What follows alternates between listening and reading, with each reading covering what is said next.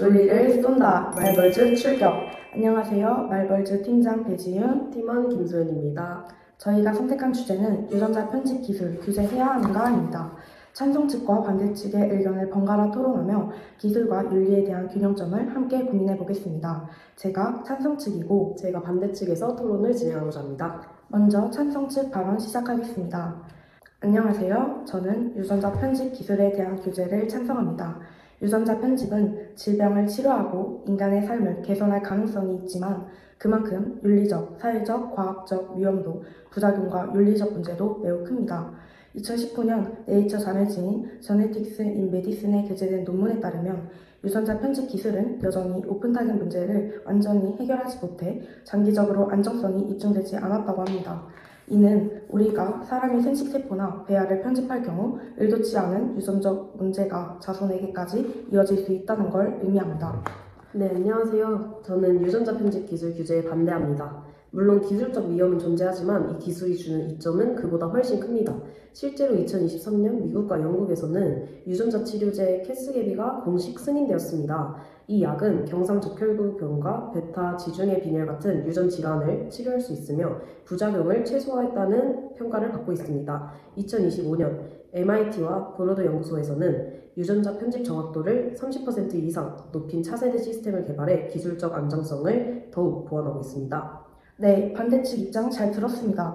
그러나 인간의 유전자를 직접 편집한다는 건 단순한 기술적 발전을 넘어서 인간 존재 방식 자체를 바꾸는 일입니다. 2018년 중국에서 허진쿠이 박사의 유전자 편집으로 태어난 쌍둥이 루루와 나라 사례를 기억하시나요? 그는 에이즈 전염성을 가진 아이라고 주장했지만 이는 심각한 윤리 위반으로 간주되어 징역형을 선고받았습니다. 기술적 발전은 빠르지만 윤리적, 사회적 준비가 이를 따라가지 못하고 있습니다. 중국 허진쿠이 박사 사례처럼 유전자 편집이 인간 유전자를 변경하는 데 무분별하게 사용되면 사회적, 생물학적 재앙을 초래할 수 있습니다.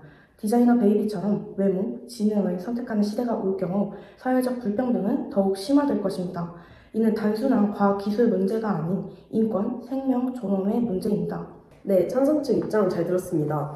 허진쿠이 사건 이후 WHO와 유네스코는 2023년 국제공동규제 가이드라인을 발표하고 전 세계 연구기관들이 연구 윤리를 더욱 철저하게 준수하고 있습니다. 또한 일본은 2024년부터 체세포 유전자 편집 치료를 의료보험 시스템에 편입하며 기술을 공적 관리 체계 안에 두고 있습니다. 유전자 편집 기술 규제는 희귀 질환자들에게 희망이 될 수 있는 마지막 도구입니다. 이처럼 규제보다는 기술을 활용하되 철저한 윤리적 감시와 안정장치를 마련하는 방향이 더 현명하다고 생각합니다.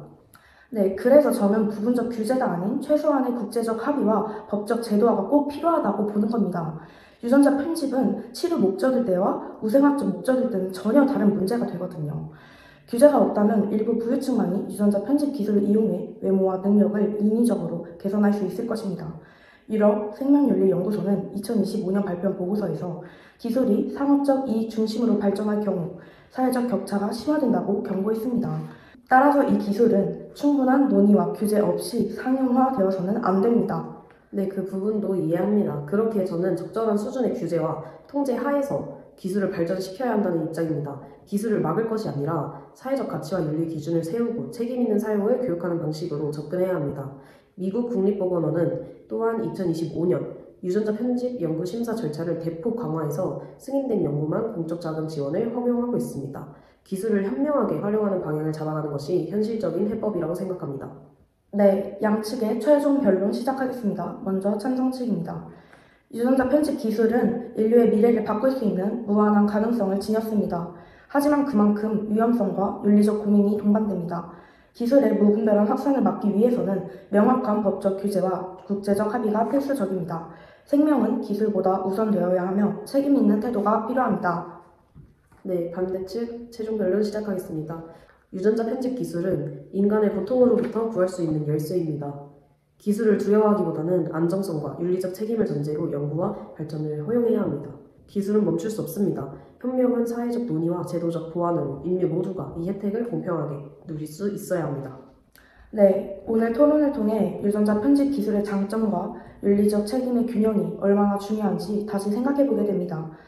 기술이 인류 발전에 기여하도록 사회적 합의와 노력이 지속적으로 필요합니다. 이상으로 마치겠습니다. 감사합니다.